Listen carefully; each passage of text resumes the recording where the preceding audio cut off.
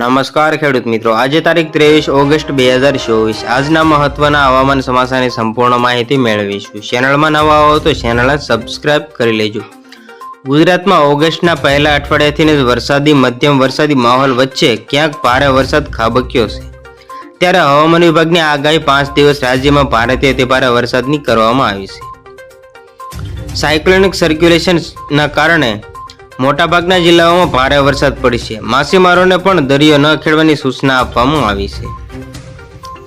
હવામાન વિભાગની આગાહી અનુસાર આગામી દિવસોમાં દરિયાઈ વિસ્તારોમાં પવનની ઝડપ 40 કિલોમીટર પ્રતિ કલાક સુધીની રહેશે।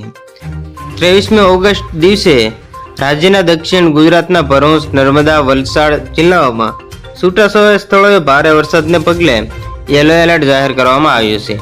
આ સિવાય 23મી ઓગસ્ટના દિવસે રાજ્યના દક્ષિણ ગુજરાતના ભરૂચ, નર્મદા, વલસાડ જિલ્લાના છૂટાછવાયા સ્થળોએ ભારે વરસાદને પગલે યલો એલર્ટ જાહેર કરવામાં આવ્યું છે। આ સિવાયના 30 જિલ્લાઓમાં નો વોર્નિંગ જાહેર કરવામાં આવી છે। 24મી ઓગસ્ટ નવસારી, ડાંગ અને વલસાડ જિલ્લાઓમાં છૂટાછવાયા સ્થળોએ ભારેથી અતિ ભારે વરસાદને પગલે ઓરેન્જ એલર્ટ અને દાહોદ, છોટાઉદેપુર, નર્મદા, ભરૂચ, સુરત અને તાપી જિલ્લાઓમાં ભારે વરસાદ પગલે યલો એલર્ટ જાહેર કરવામાં આવ્યું છે, જ્યારે 25મી ઓગસ્ટ મહીસાગર અને દાહોદ જિલ્લાઓમાં ભારેથી અતિ ભારે વરસાદને પગલે યલો એલર્ટ જાહેર કરવામાં આવ્યું છે।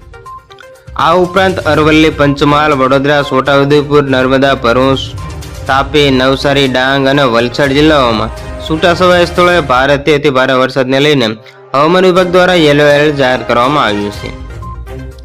તો જોઈએ 26મી ઓગસ્ટ સૌરાષ્ટ્રના કેટલાક જિલ્લાઓમાં પણ ભારે વરસાદની આગાહી કરવામાં આવી છે, ત્યારે ભરૂચ અને વડોદરા જિલ્લાના છૂટાછવાયા સ્થળોએ ભારેથી અતિ ભારે વરસાદને સાથે ઓરેન્જ એલર્ટ જાહેર કરવામાં આવ્યું છે।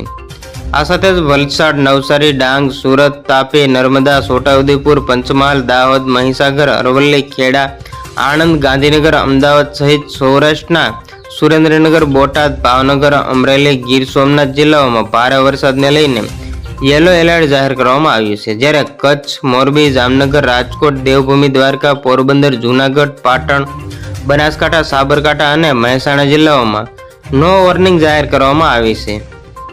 તો બસ આજની આટલી જ અપડેટ, ફરી મળીશું નવી અપડેટ સાથે। ત્યાં સુધી બન્યા રહેજો ખેડૂત ખબર યુટ્યુબ ચેનલમાં।